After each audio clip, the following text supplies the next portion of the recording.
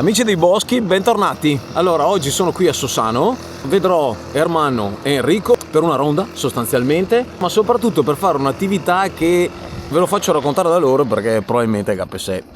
Ciuccio. Ciao, ascoltami ma.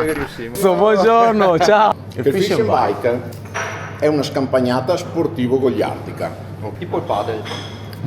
Perché concilia una buona attività fisica con l'annientare completamente lo sforzo fisico fatto, assumendo alcol e cibo fritto. Vi faccio fare il cistorello io, che ha detto. Che era deciso di venire qua?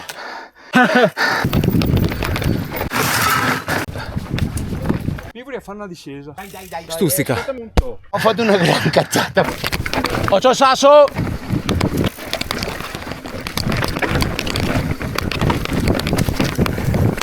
Come avete fatto ad arrivare? Se il secciama fuori rotta, che sarà un motivo, era. Sento un profumo di frittura. Vai col pesce fritto. Op. Posso dire una cosa? Le 2 ore che giro in bici con loro d'oro che mi parla di sto pesce fritto. Questa è un'emozione unica. Sì, salute. Agli amici. Fuori rotta nasce così.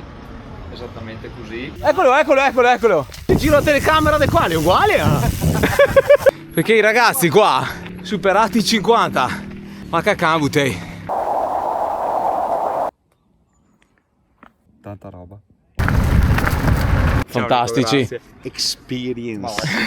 Un invito a tutti al Fish and Bike mercoledì. Sì, bellissimo, fantastico. A Rio dei Boschi, scrivi e poi scappa via.